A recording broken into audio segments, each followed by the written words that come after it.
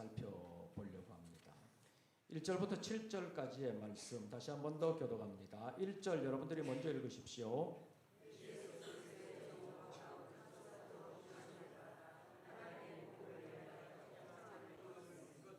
이 복음은 하나님이 선지자들을 통하여 그의 아들에 관하여 성경에 미리 약속하신 것이라.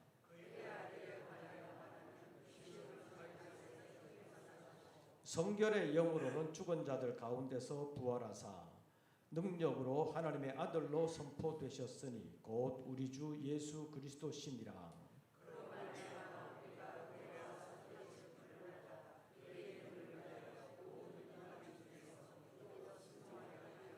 너희도 그들 중에서 예수 그리스도의 것으로 부르심을 받은 자니라.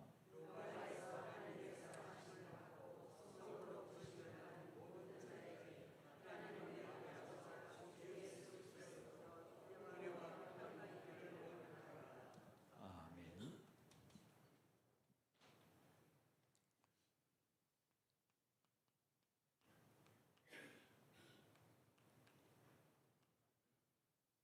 예수 그리스도의 부활이 어떤 영향을 미쳤느냐? 세계사에는 우리 각자의 신앙에는 어떤 영향을 미쳤느냐 하는 것을 알 필요가 있습니다.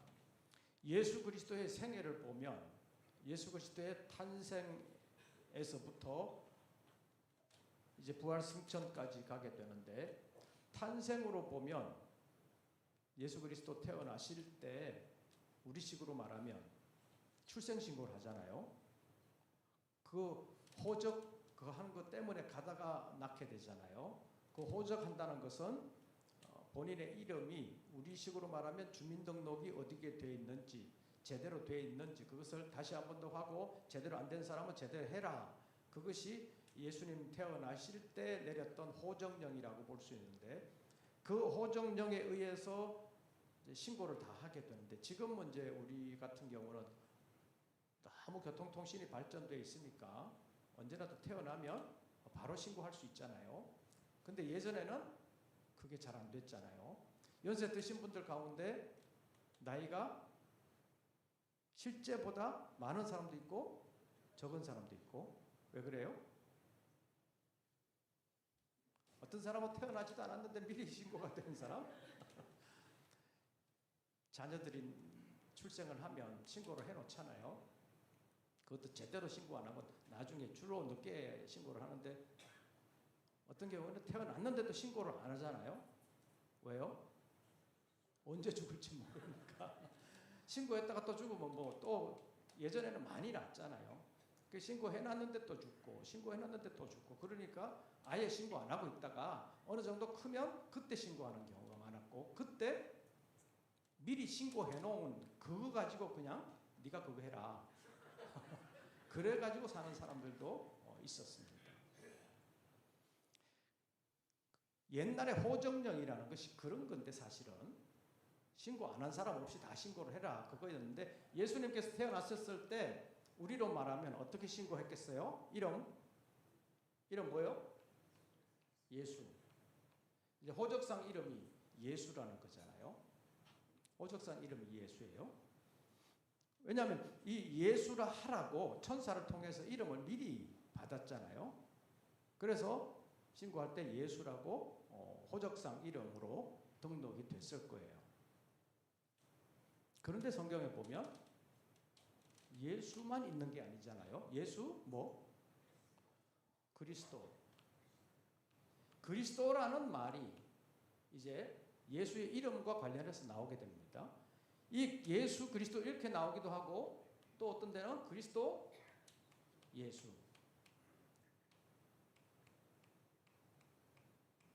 그래도 예수 그리스도, 그리스도 예수 이럴 때는 예수가 다 들어가잖아요. 그런데 나중에 가면 예수 없이 그냥 그리스도 이렇게만 되는 경우가 있습니다. 태어나서 어렸을 때까지는 예수라는 이름으로 주로 소개를 했습니다. 그러자 이제 공생애를 시작하시면서 예수가 그리스도라는 사실이 공식적으로 드러나게 됩니다. 그전에는 공식적으로 아니가 비공식적으로 예수라는 이름으로 태어난 그 아기가 그리스도라는 예언의 말씀을 이루기 위해서 태어나는 아이다 라는 것이 복음서의 증언입니다. 그러니까 처음에 동방 박사들 때문에 왕이 태어났다고 하는 얘기가 들리면서 그 당시에 왕인 헤롯이 어떻게 보면 이게 머리가 헷가닥하잖아요. 내가 왕인데 누가 또 왕이 태어나? 그런 생각을 하면서 이러다가는 내 자리가 위태로운 거 아닌가. 그것 때문에 죽이려고. 그 당시에 아이들은 다 죽이는 일이 생기잖아요. 그때 서기관들에게 묻잖아요. 그리스도가 어디에서 나겠냐? 예수가 어디에서 나겠냐가 아니라 그리스도가 어디에서 나겠냐 이렇게 묻잖아요. 예수라는 이름은 이제 구원자로서 역할을 하실 분이기 때문에 이는 자기 백성을 저희 죄에서 구원할 자입니다. 그래서 예수라고 하라고 했는데 그것을 구약 성경에서는 그리스도라는 말로 예언적으로 하고 있었다는 것입니다. 이 그리스도라는 말이 헬라어인데 히브리로 말하면 메시아라는 말입니다. 구약 성경의 말로 표현하면 메시아, 신약 성경의 말로 표현하면 그리스도인데 뜻은 기름 부음을 받은 자입니다. 기름 부음을 받은 자. 뜻이 똑같아요. 근데 기름 부음을 받은 자인데 왜 오실 메시아를 그리스도라고 기름 부음을 받은 자라고 말했느냐? 당시에 기름 부음을 받은 자가 누구냐 하면 첫째 왕, 그다음 선지자, 그다음 제사장. 이런 사람들이 기름 부음을 받는 사람인데 메시아로서 오실 분, 그는 왕으로서 선지자로서 제사장으로서의 모든 역할을 다 감당하실 분이라고 생각했기 때문에 그를 메시아라고, 기름 부음을 받은 자라고. 기름 부음을 받은 자 중에 왕도 있고 선지자도 있고 제사장도 있지만 왕이라 그러면 정치적인 왕, 선지자라 그러면 하나님의 말씀을 전하는 사람, 제사장은 하나님과 사람들 사이에서 중보자가 되어서 백성들의 죄를 담당해 주는 사람, 이렇게 되는데 성경에 예언적으로 오실 메시아, 구약의 메시아, 신약의 그리스도는 이 왕으로서의 역할, 선지자로서의 역할, 제사장으로서의 역할을 다 통합해서 한꺼번에 하실 수 있는 분으로서의 메시아가 예언되었다는 것입니다. 그래서 그 예언에 따라서 오신 분이 이름을 예수라 했다. 천사의 지함을 받고 예수라고 했기 때문에 이제 어렸을 때는 예수라는 이름만 있었고 그가 그리스도라는 성경의 예언의 말씀을 따라서 그 헤롯 때에 사람들이 그렇게 생각을 하기는 했는데 공식적으로 예수 그리스도께서 이제 사역을 시작하시면서 흔히 말하는 공생애가 시작되면서 예수 그리스도, 오전에도 잠깐 그 베드로의 신앙 고백했지요. 사람들이 나를 누구라 하느냐? 너희는 나를 누구라 그러냐? 그럴 때 베드로가 대답한 것이 주는 그리스도시요 살아계신 하나님의 아들이십니다. 참고로 말하면 그때 마태복음 16장 16절에서 주는 그리스도시요 할 때 주는 그리스도시요, 그 다음 살아계신 하나님의 아들입니다. 이렇게 말할 때 이 주는 도마가 말한 첫 번째 나의 주시며 하는 그 주가 아니라 이 주는 본래 영어로 말하면 you입니다. you. 당신은, 그런데 우리말로 번역을 하려니까 아주 껄끄러워요. 우리말에 이 상대방을 대단히 높여주는 단어가 별로 없어가지고 너는 그럴 수도 없고 당신은 그럴 수도 없고, 베드로 같으면 영어식으로 말하면 you는 그렇겠지만 그래도 뭐 서로 껄끄러운 게 없으니까, 높이는 낮은 거 이런 거 없으니까 유 이래도 괜찮은데 우리말로는 영 말하기가 곤란해가지고 그래서 주는 이렇게 번역을 했습니다. 그러니까 뜻으로 보면 완전히 다른 말이에요. 그럼에도 불구하고 주는 그리스도시요 살아계신 하나님의 아들이십니다. 이렇게 번역을 했는데 어쨌든 베드로의 신앙 고백에 의하면 예수는 그리스도시다. 그리고 살아계신 하나님의 아들이시다. 이렇게 고백을 했다는 것입니다. 그 베드로의 신앙 고백에서 우리에게 보여주는 것은 예수는 누구시다? 그리스도시다. 가장 먼저 예수는 그리스도시다. 그 다음에 살아계신 하나님의 아들이시다. 그래서 예수는 그리스도시다. 이제 복음서에서부터 그렇게 불리기 시작합니다. 그리고 그리스도를 조금 더 강조하면 그리스도 예수, 그리스도이신 예수 이렇게 부르고 있습니다. 그런데 나중에 가면 이제 로마서부터 본격적으로 시작되는데 예수라는 말 없이 그리스도라는 말만 써도 이건 누구다? 예수시다. 그리스도라는 말만 써도 예수시라고 다 알아듣게 됐습니다.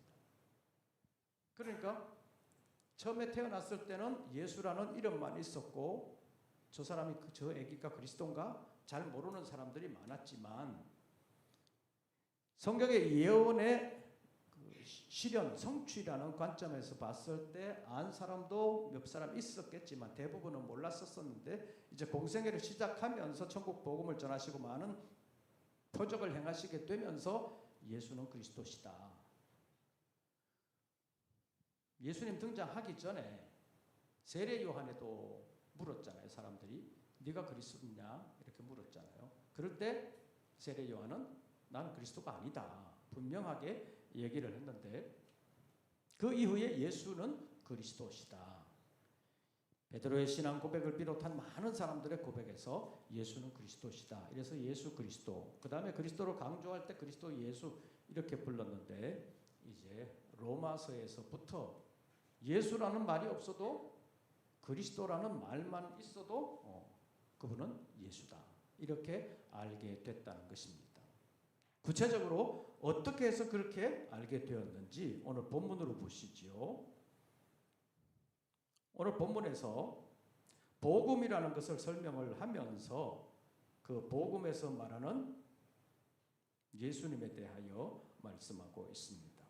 2절 말씀 보시죠. 이 복음은 하나님이 누구를 통하여? 선지자들을 통하여 누구에 관하여? 그의 아들에 관하여 성경에 미리 약속하신 것이다. 복음이라는 게 뭐냐? 하나님이 누구를 통하여? 선지자를 통하여 누구에 관하여? 그의 아들, 하나님의 아들에 관하여 성경에 미리 약속하신 것이 복음이다. 그것이 그러니까 이 복음은 로마서에서 말할 때 복음은 아직 로마서라는 것이 성경으로 채택되기도 전, 그리고 마태복음, 마가복음, 누가복음, 요한복음 이런 복음이 일반적으로 통용되기도 전 복음이라는 말이 이미 쓰이게 된다는 것입니다. 그 복음은 뭐냐? 하나님이 누구를 통하여? 선지자들을 통하여 누구에 관하여? 하나님의 아들, 그의 아들에 관하여 성경에 미리 약속하신 것. 구약에도 하나님의 아들 그리스도에 대한 약속 그것이 다 들어있잖아요. 그래서 헤롯이 물을 때 그리스도가 어디서 나겠냐 성경을 통해서 물으니까 서기관들에게 묻잖아요. 성경을 통해서 보면 그리스도가 어디에 오겠냐 그렇게 물으니까 그 당시에 성경학자들이 대답을 하잖아요. 어디에서 온다고 했습니다. 그가 그리스도입니다. 이렇게 얘기했는데 바울이 볼 때 복음이라는 게 뭐냐? 하나님이 선지자들을 통하여 그의 아들에 관하여 성경에 미리 약속하신 것, 그것이 복음이다. 다시 말하면 아들에 관한 하나님의 약속이 복음이라는 거예요. 그러니까 복음의 주인공은 하나님의 아들 예수 그리스도라는 것입니다. 아들에 관한 약속, 하나님의 아들에 관한 약속, 그것이 복음인데,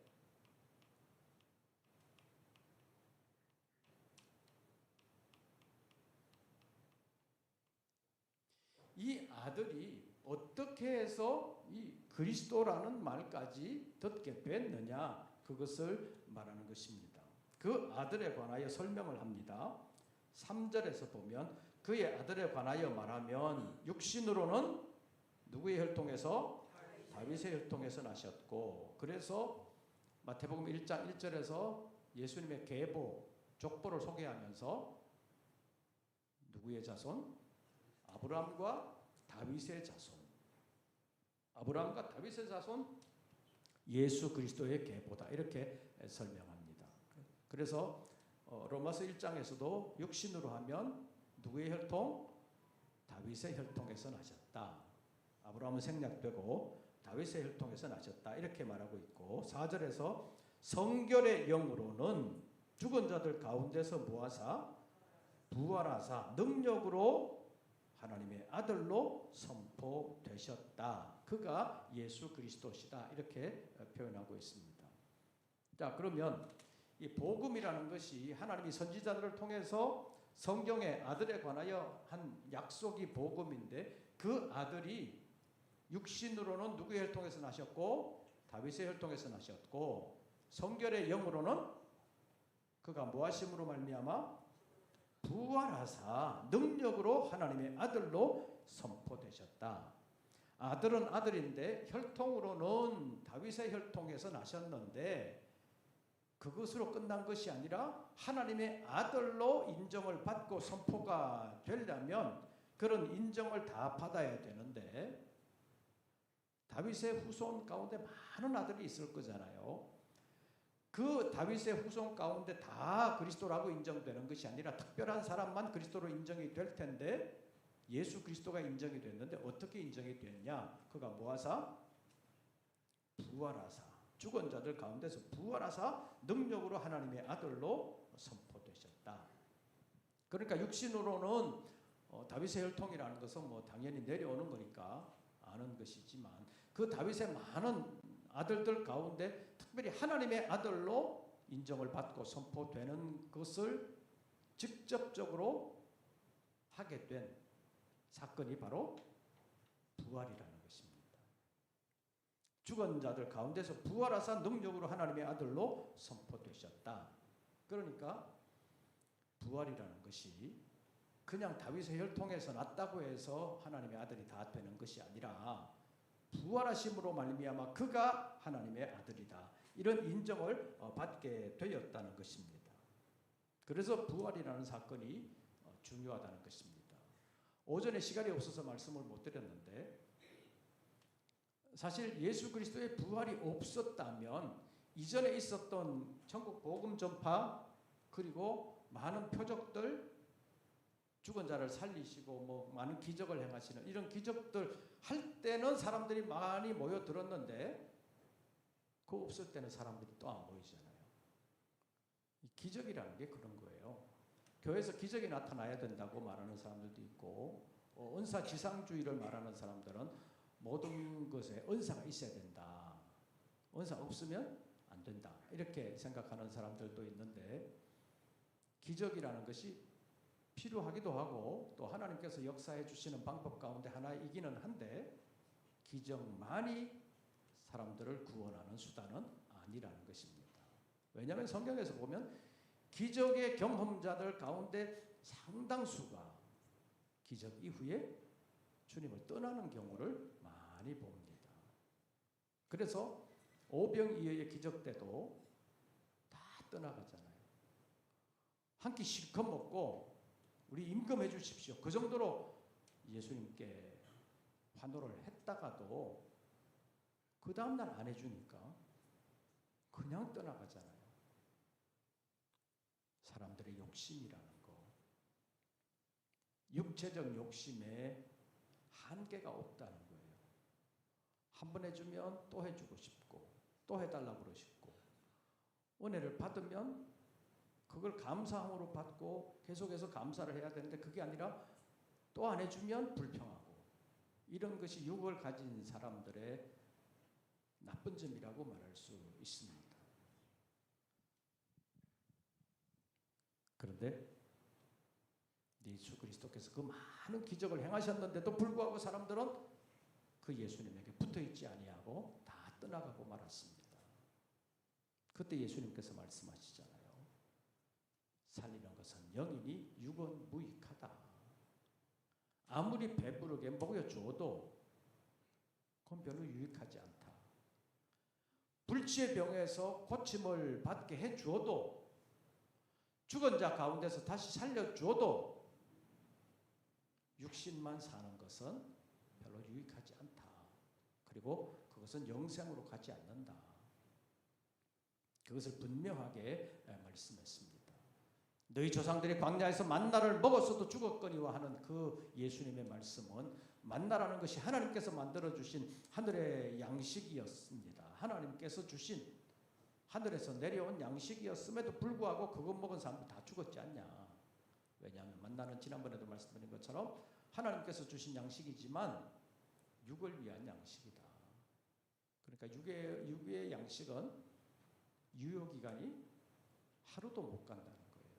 우리식으로 말하면 한 끼 정도밖에 안 가는 거라 영생으로 우리를 인도하지 못하는 것인데, 육신의 질병을 고쳐주는 것, 우리의 환경에서 뭔가 부족해가지고 매달리다가 해결받는 것, 그런 것들 모두가 다 유효기간이 별로 안 간다는 것입니다. 그래서 사람들이 다 떠나고 말았는데 결정적으로 제자들이 안 떠나게 된 이유, 그것이 바로 이 아들의 부활이라는 것입니다. 이 부활이 없었더라면 제자들도 다 도망가고 다시 오지 않았을 것입니다. 오전에 잠깐 말씀드렸잖아요. 예수님께서 잡혀갈 때 제자들 다 도망갔었습니다. 베드로 같은 사람 3번씩이나 부인했잖아요. 그걸로 끝날 수도 있어요. 부활 안 하셨으면. 근데 부활하고 나니까 일이 되잖아요. 사실 복음서를 쭉 읽어보면 예수님께서 부활하셨는데도 불구하고 제자들이 안 모여들잖아요. 부활하신 예수님 찾아서 부활하신 예수님 어디 계시냐 그러고 막 찾아 나서 가지고 그 예수님과 함께 하겠다고 나선 사람들이 없잖아요. 요한복음 20장에서 오전에 본문 가운데서 제자들이 몰려 있었잖아요. 도마는 첫 번째 없었고 두 번째 도마가 있었었는데 그때 왜 몰려 있었어요? 부활하신 예수님 만나려고, 예수님 찾으려고 모여 있었던 거 아니잖아요. 유대인들 두려워가지고 문 잠그고 혼자 있기도 그러니까 자기들끼리 모여가지고 문 잠그고 있었던 거잖아요. 그런데 예수님께서 부활하셔서 그 제자들을 다시 찾아오시잖아요. 다시 찾아오셔서 다시 사명을 맡기시는 것이 성경에 나타나 있습니다. 이제 그때부터 복음의 역사가 새로 시작된다고 볼 수 있습니다. 그전에는 많은 기적도 보여주고 전국 복음을 전하시고 그런 것이 다 있었지만 제자들이 다 떠나고 말았지만 부활하시고 난 다음에는 안 떠났다는 것입니다. 왜냐하면 부활이라는 것이 한 번도 경험해보지 못했던 정말 충격적인 사건이기 때문에 그렇습니다. 도마가 왜 못 믿었겠어요? 가장 합리적인 사람, 어쩌면 과학적인 사고를 가지고 있는 사람인데 죽은 후에 어떻게 되살아나냐? 못 믿겠다는 것이잖아요. 그때까지 한 번도 없었고 그 이후에도 없어요. 그래서 잘 못 믿을 수 있습니다. 그런데 예수님께서 내가 살아났다. 눈으로 보고 손가락을 넣어보고 손으로 만져보고 나인 줄 알아라. 도마에게 요구하신 것이 그거잖아요. 온 몸을 통해서 확인해라. 그리고 영은 살과 뼈가 없지 않냐? 나는 있지 않냐? 먹을 것도 같이 먹으시고 그러시면서 부활하신 몸을 직접 보여주셨습니다. 그러면서 복음을 새롭게 맡겨주시고 증거하게 하셨습니다. 부활하심으로 말미암아 새로워졌습니다. 부활하시기 전에 예수 그리스도에 대한 생각과 부활하신 후에 예수 그리스도에 대한 생각이 달랐다는 것입니다. 부활하기 전에도 예수는 그리스도시다, 그리스도 예수다 이런 말들이 있었지만 부활하시고 난 이후에는 그리스도라는 말만 해도 예수라는 이름이 없어도 예수님만이 그리스도다. 그러니까 그리스도는 예수다. 이렇게 받아들이게 됐다는 것입니다. 그만큼 부활이라는 것이 큰 사건입니다. 그래서 그전에는 이 복음을 전할 때 하나님의 아들에 대하여 전하기는 했지만 또 하나님의 나라에 대해서 전하기는 했지만 예수 그리스도 부활하시고 난 이후에 부활하신 걸 봐라. 이분이야말로 하나님의 아들이 아니냐. 이분이야말로 진짜 그리스도가 아니냐. 그렇게 말할 수 있었다는 것입니다. 그래서 다른 곳에서도 성경을 한번 보시죠. 사도행전 2장. 사도행전 2장.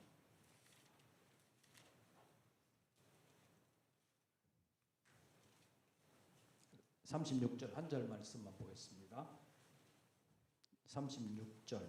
사도행전 2장 36절. 우리 다 같이 읽습니다. 그런즉 이스라엘 온 집은 확실히 알지니 너희가 십자가에 못 박은 이 예수를 하나님이 주와 그리스도가 되게 하셨느니라.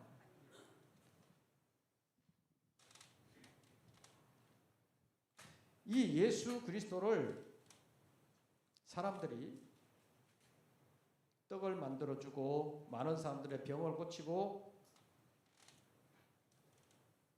장애인들을 고쳐주고 죽은 사람을 살리고 이럴 때는 굉장한 능력자라고 생각을 하고 추앙을 하기도 하고 환호를 하기도 했지만 그 당시 지나가니까 또 사람들은 다 옛날로 돌아가 버리고 말았는데 그래서 예수를 자기들에게 필요한 떡을 공급해 줄 수 있는 사람, 병을 고칠 수 있는 사람, 죽은 자를 살려줄 수 있는 사람, 자기들을 잘 먹고 잘 살게 해줄 수 있는 사람으로 기대하고 이스라엘의 왕이라고 환호를 했는데 예수께서 예루살렘으로 들어가시더니 그 일을 안 하시더라는 겁니다.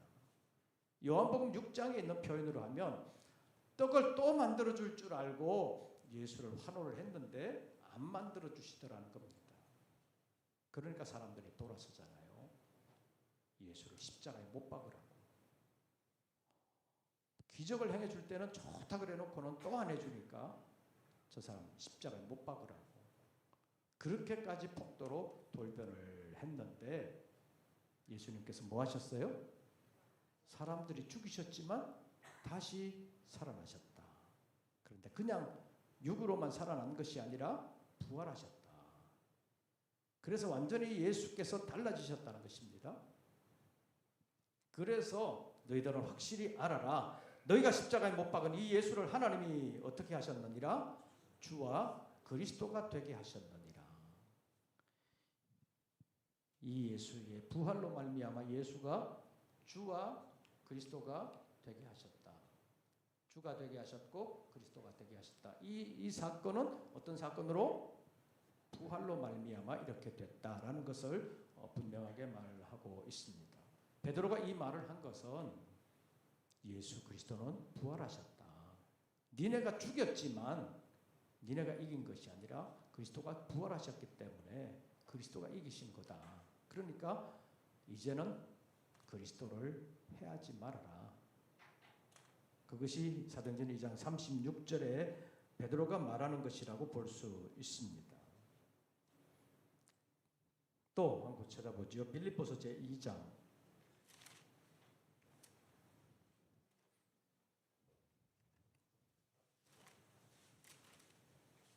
빌립보서 제2장 6절부터 교독합니다. 빌립보서 제2장 6절부터 교독합니다.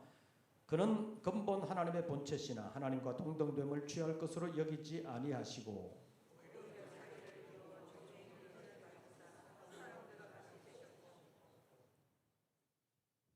사람의 모양으로 나타나사 자기를 낮추시고 죽기까지 복종하셨으니 곧 십자가에 죽으심이라.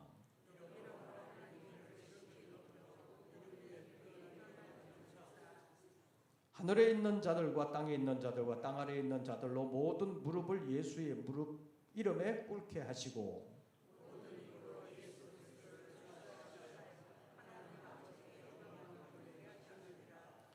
이 빌립보서 2장에 있는 말씀을 보면 예수 그리스도는 근본 하나님의 본체시지만 자기를 낮추셨다. 그래서 이 세상에 오시게 되었고 십자가에까지 낮아지셨다. 그래서 이 예수 그리스도에 대한 것을 보면 이 낮아짐과 높아지심이라는 관점에서 보면 그리스도는 처음부터 하나님이셨다. 요한복음 제1장에 있는 말씀을 보면 태초에 뭐가 계시니라? 말씀이 계시니라. 이 말씀이 하나님과 함께 계셨으니 이 말씀은 곧 하나님이시니라. 예수 그리스도는 하나님으로 하나님과 함께 계셨다고 볼 수 있습니다. 그러다가 낮아지십니다. 세상으로 내려오십니다. 그래서 사람의 모양으로 나타나셨다는 것입니다. 그것이 이 예수로 태어나신 것인데 이것이 하나님이 사람이 되신 것이기 때문에 낮아지심입니다. 그런데 더 낮아지시잖아요. 사람의 모습으로 오셔서 33년 정도 사시다가 십자가에 못 박히시게 되잖아요. 십자가는 보통 사람으로서는 질 수 없는 가장 흉악한 자에게 내리는 형틀이라고 했는데 십자가 지시게 되면서 가장 낮아지시게 됩니다. 손가락질 받는 저주받은 사람이라고 여겨지는 가장 낮아지시게 되는 데까지 내려가십니다. 그리고 3일 만에 뭐 하셔요? 부활하시게 됩니다. 그래서 높아지셔서 40일간 이 땅에 계시다가 부활 승천하시게 되어 다시 하늘로 올라가시게 된 것을 성경이 보여주고 있습니다. 그러니까 하나님으로 계시다가 낮아지셔서 사람으로 오셨고 더 낮아지셔서 십자가까지 지셨지만 뭐함으로 높아지셔요? 부활하심으로 말미암아 높아지신다. 그래서 예수는 그리스도라 인정 안 할 수가 없게 됐다는 것입니다. 그래서 바울은 로마 교회 편지하면서 아들로 오셨지만 부활하심으로 인하여 하나님의 아들로 선포되셨다. 하나님의 아들로 인정되셨다.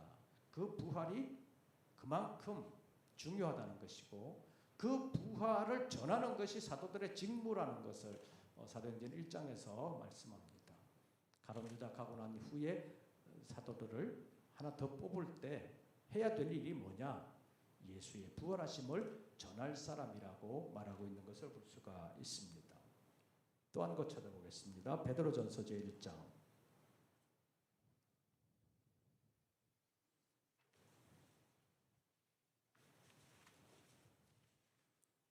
베드로전서 제1장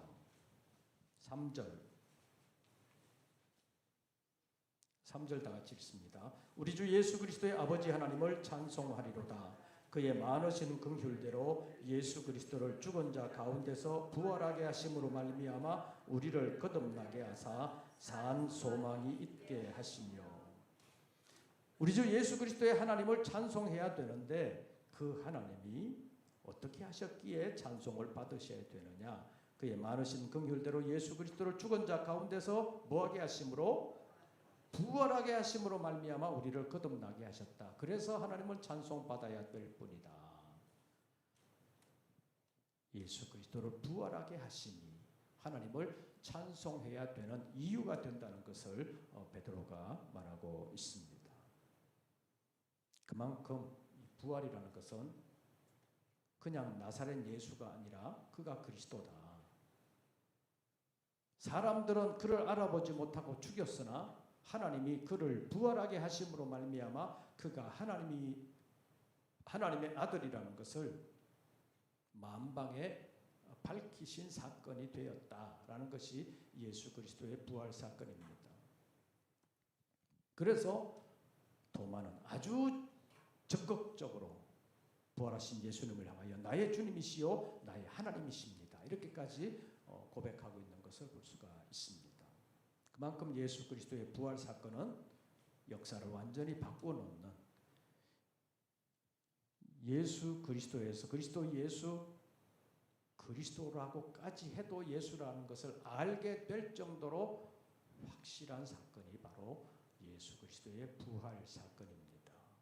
그래서 오늘 그 예수 그리스도의 부활을 기념하는 것이지만 그 예수 그리스도는 부활하심으로 말미암아 영원히 살아계시는, 그래서 지금도 살아계셔서 우리를 위하여 기도하시는 중보자로 계신다는 것을 우리가 고백하고 있습니다.